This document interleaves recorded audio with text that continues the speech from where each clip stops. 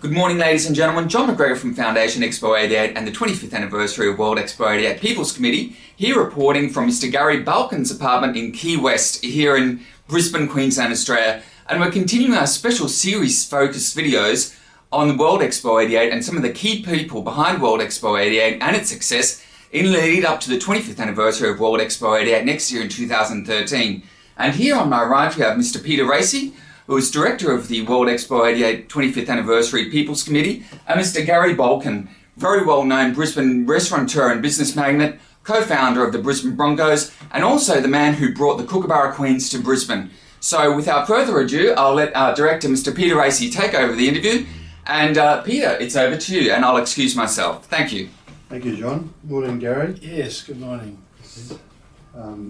First of all, I'd really like to say thank you for taking some time to talk to us today. I'm hoping that it will be, in fact I know that it will be very interesting. Now I think really the history goes back, I would have thought, to Bonaparte's Afloat, which was a floating restaurant that you had, of which you've got a picture of here, which you can talk to, and that you got involved in that prior to any expo at all, but it was really the seed, I thought, of... Yes, Peter, 1980 I had Bonaparte's Hotel, and then we put Bonaparte's Afloat on the river, a very plain looking restaurant by Kookaburra Queen standards, but we had a musical review aboard, and it was very popular. We packed it. In fact, for 6 years it was extremely popular, and leading up until the night we put the Kookaburra Queen on the river, and all the people from booked in for Bonaparte's Afloat started walking over to the Kookaburra Queen. So that was the night we knew we had to close it. You robbed yourself, in effect. Yes. So just moving on, so then you heard that Brisbane had secured an expo, and I think if you just give us a bit of a background, you went to New Orleans, see the 1984 expo. 1985 there was an expo in Japan, and then in 86 it was Vancouver. So can you just give us a bit of a feel about what your experiences were as you visited those various expos, and your sort of mind focused on what opportunities were available in Brisbane? Yes, I went to New Orleans because I wanted to do something at the proposed expo, and of course hopefully on the river. I didn't fancy actually Bonaparte's Afloat going up and down outside Expo. It didn't look as graceful as these Kookaburra, as these paddle wheels I saw in New Orleans. But I was really taken by the paddle wheelers there.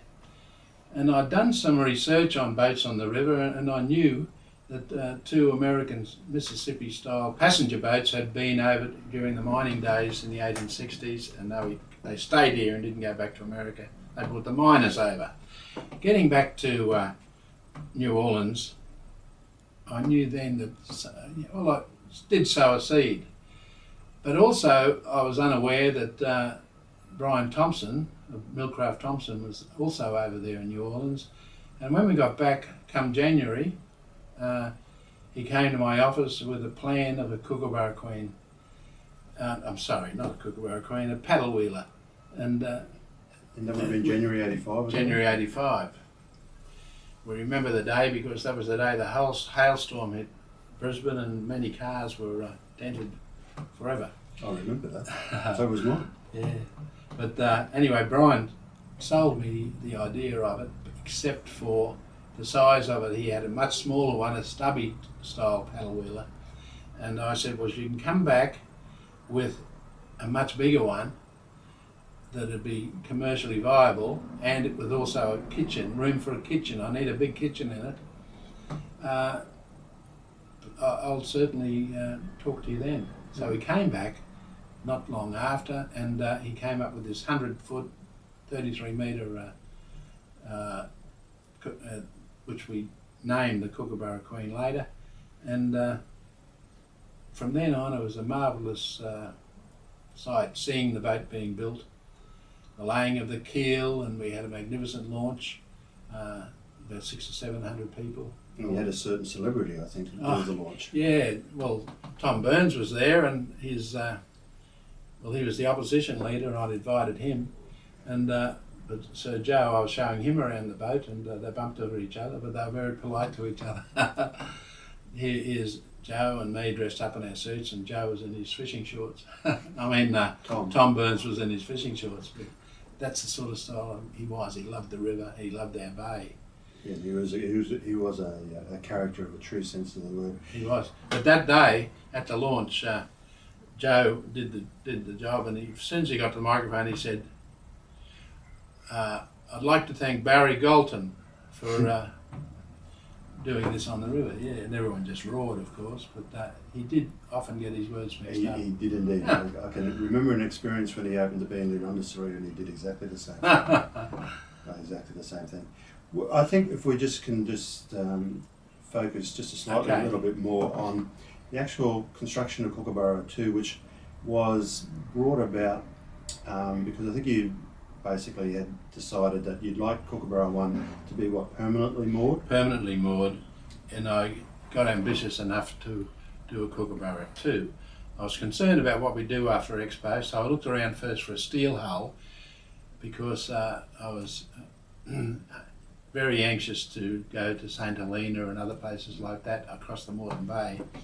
So, but the Millcraft people approached me again with a plan that they knew I'd wanted a Rear, yeah. stern wheeler this time as against the side wheeler of Kookaburra 1, and I eventually agreed in price, etc., and so Kookaburra 2 then was built.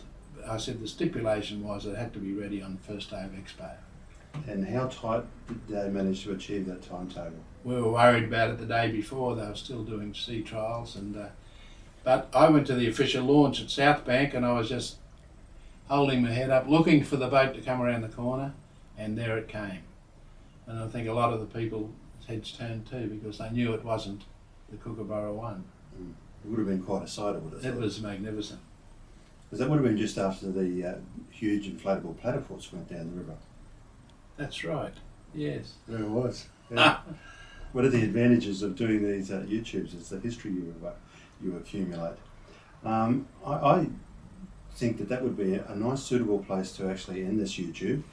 So stay tuned to more Foundation Expo 88 YouTubes, and thank you very much for listening. Good evening.